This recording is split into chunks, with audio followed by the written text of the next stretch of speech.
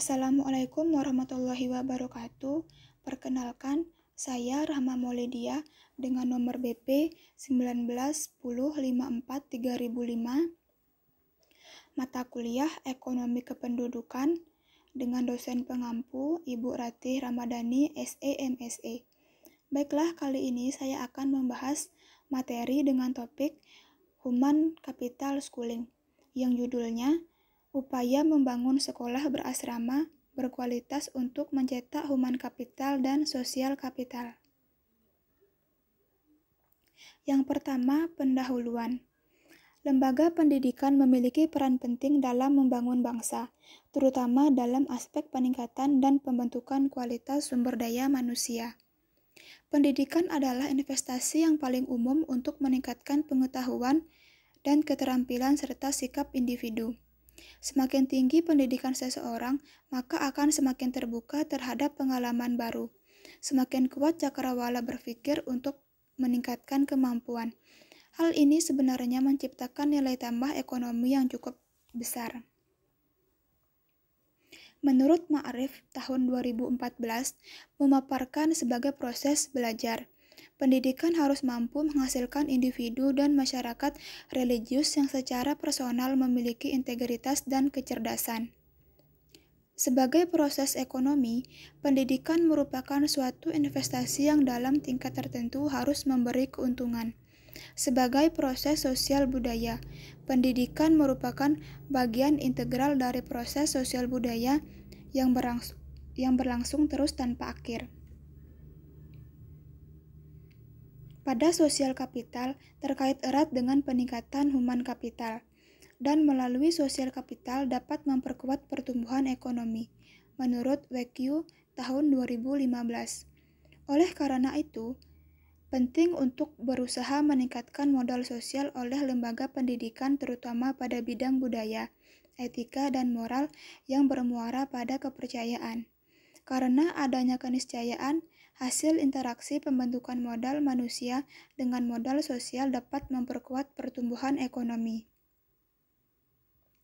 Banyak studi empiris menunjukkan bahwa ada hubungan antara modal manusia dan modal sosial. Di antaranya, ditemukan untuk melihat sosial kapital dalam penciptaan human kapital. Pertama, modal sosial dan prestasi pendidikan anak-anak. Jelas bahwa modal sosial menentukan pendidikan anak-anak. Generasi modal manusia sangat bergantung pada keuangan keluarga. Modal manusia, orang tua, dan modal sosial adalah hubungan antara orang tua dan anak di mana seorang anak memiliki akses ke modal manusia dan sosial kepada orang tua. Yang kedua, metodologi penelitian. Metodologi dalam materi ini adalah kualitatif. Desain penelitian dengan analisis literatur.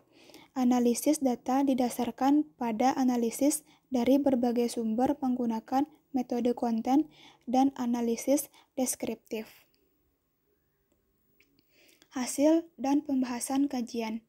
Pengembangan lembaga pendidikan yang peneliti kaji dan disarankan berdasarkan proses pemilihan strategi yang didasarkan pada manajemen perubahan seperti yang dibahas sebelumnya.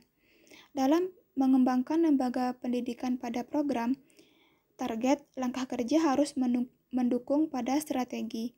Dengan konteks, pengembangan sekolah berasrama berupaya menciptakan sekolah yang berkualitas berdasarkan indikator sekolah yang efektif ditandai dengan kualitas komponen dari keseluruhan sistem lembaga.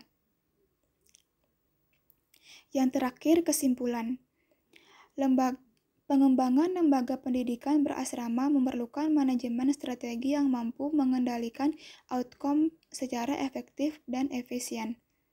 Lembaga pendidikan diharapkan menerapkan metode terstruktur untuk memberikan dukungan strategis. Untuk memenuhi misi organisasi, modal manajemen pendidikan sekolah asrama saat ini perlu menjalani serangkaian perubahan dan pengembangan untuk mencapai kompetensi dan karakteristik sebagai human capital dan social capital.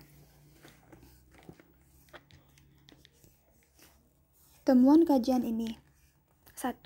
Manajemen perubahan dengan mengembangkan sekolah yang efektif pada sekolah asrama menjadi alternatif untuk proses pembiasaan moral, upaya membangun individu integratif antara human capital dan sosial capital. 2.